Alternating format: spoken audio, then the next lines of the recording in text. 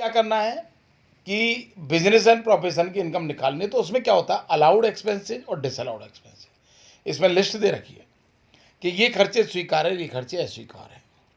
तो हमको स्वीकार्य खर्चों को तो अलाउ करना है और अस्वीकार को डिसअलाउड करना है। व्यापारी को इनकम टैक्स के नियमों की जानकारी देनी, इसमें सारे नियम है। लेकिन ध्यान देना, इससे पहले हम एक चैप्टर पढ़ेंगे, डेप्रिसिएशन एंड प्रोविजंस। क्या होता है, व्यापार के अंतर्गत आदमी जो व्यापारी होता है वो संपत्ति प्रयोग में लेता है, land and building, plant and machine, furniture. तो भाई जब काम में लेता है तो इनमें घिसावटी भी होती है। तो किसी संपत्ति को प्रयोग में लेने के कारण उनके मूल्य में जो कमी होती है वो डेप्रिसिएशन कहलाता है। तो ये एक प्रावधान है, जो अलाउड एक्सपेंसेस और डिसअलाउड है उनमें जो है बहुत सारे, उनमें एक प्रावधान चूंकि बड़ा है इसलिए इसका अलग चैप्टर बना करके दे दिया है, उसका एक छोटा सा पार्ट है। यहां क्या करेगा, आपको प्लांट एंड मशीनरी हो, बिल्डिंग हो या फर्नीचर, उनकी लागत दी जाएगी और इस चैप्टर में आपको डेप्रिसिएशन की रेट दे रखे हैं। उस रेट से आपको उस लागत को गुना करके अलाउएबल डेप्रिसिएशन निकालना है। माना उसने घटा दिया 10,000 राउंड ऑफ और यहाँ बैठ रहा 12,000, तो आपको 2,000 की छूट और दे दी जाएगी।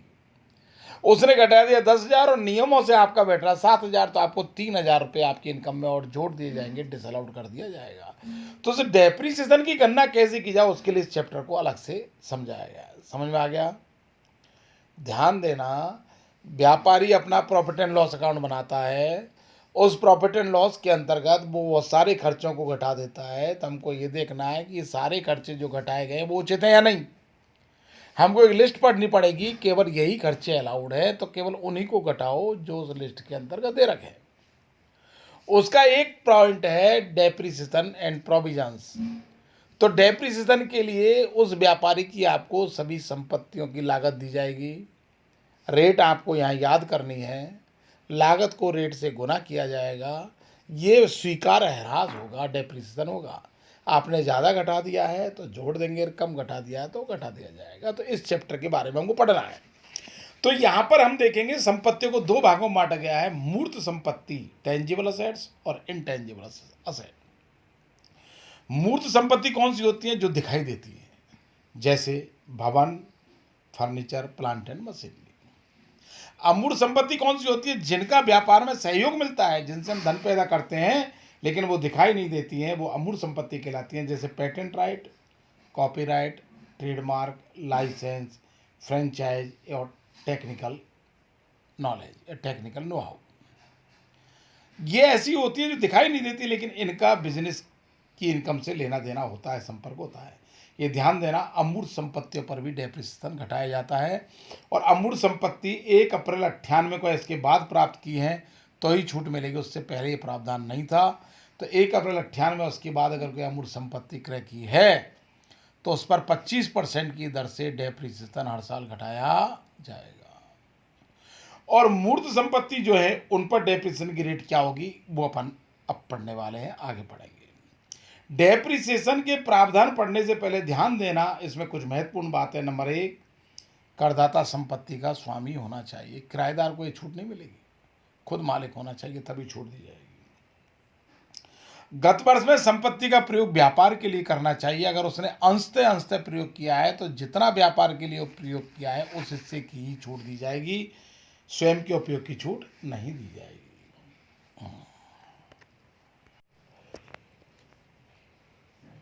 अब डेप्रिसिएशन की छूट। तीसरी बात यह है कि अगर कोई संपत्ति प्रचलन से हटा दी है, बिल्कुल बेकार हो चुके हैं, तो उस पर भी डेप्रिसिएशन की छूट नहीं दी जाएगी।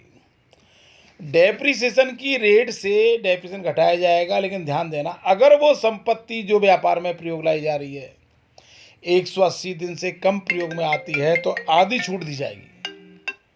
180 दिन से कम अगर प्रयोग में आती है तो जो दर है उसकी 50% छूट दी जाएगी।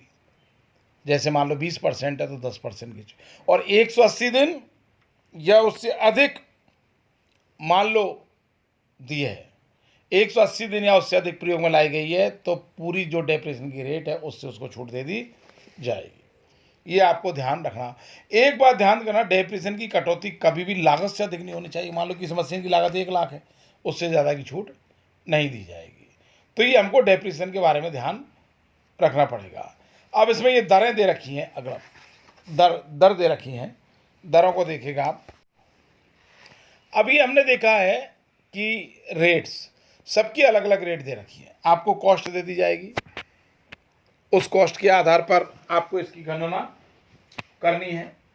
ये ध्यान करना आप, हाथ हमेशा लागत पर लगाया जाता है, और लागत का मतलब क्या होता है, वास्तव में आपने चुकाई राशि और कोई अगर सहायता या अनुदान प्राप्त हुआ है तो उसे इसमें से घटा दिया जाएगा। और अगर संपत्ति पहले से चली आ रही है तो लागत में से पिछले वर्षों में स्वीकृत राशि को घटा दीजिएगा, उसका नाम आएगा अपलिखित मूल्य। तो डेप्रिसिएशन की छूट या तो लागत पे मिलेगी या अपलिखित मूल्य के ऊपर दी जाएगी। एक ये ध्यान देना, अगर वैज्ञानिक अनुसंधान हेतु संपत्ति प्रयोग में लाई जाती है तो उस पर डेप्रिसिएशन स्वीकार नहीं होगा, पूरी की पूरी उसके अंतर्गत छूट दे दी जाएगी। रेट में हम देख रहे हैं कि पहला भवन के संबंध में क्या दर है। अगर भवन कर्मचारी के निवास काम आता है तो 5% छूट दे दी जाएगी। डेप्रिसिएशन रेट क्या होगी, लागत का 5%, लागत का या अपलिखित मूल्य का। यदि वो भवन व्यापार के काम आता है, होटल के काम आता है, कारखाने कार्यालय गोदाम के काम आता है, तो वहां पर डेप्रिसिएशन की दर कितनी परसेंट हो जाएगी, 10%। कर्मचारियों के निवास के लिए 5%, बिजनेस के काम आता है 10%, और पूर्णतया जो अस्थायी ढांचे होते हैं, टीन सेट वगैरह चौकीदार के लिए बनाए जाते हैं, ये इन पर 40% की दर से डेप्रिसिएशन दे दिया जाएगा। डेप्रिसिएशन कभी जमीन की लागत पर नहीं दिया जाता है, जो कंस्ट्रक्शन होता है उस पर ही डेप्रिसिएशन प्रदान किया जाता है। तो इस प्रकार से भवन के डेप्रिसिएशन के बारे में हमने। अब आता है फर्नीचर और फिटिंग, इस पर नॉर्मल रेट है 10%। फर्नीचर फिटिंग जो स्टील के ये हैं, बिजली के तार, सर्किट, स्विच, पंखे, ट्यूबलाइट, इन सबके ऊपर 10% की दर से डेप्रिसिएशन लिया जाता है। प्लांट एंड मशीन महत्वपूर्ण पार्ट है बिजनेस का, इस पर ध्यान दें। नॉर्मल रेट है 15%। इसमें यदि कार काम में ली जाती है और वो टैक्सी के रूप में काम में नहीं ली जाएगी तो 15%, और टैक्सी के रूप में काम में ली जाएगी तो 30%। कंप्यूटर, सॉफ्टवेयर, इनके ऊपर, पुस्तकों के ऊपर डेप्रिसिएशन की दर है 40%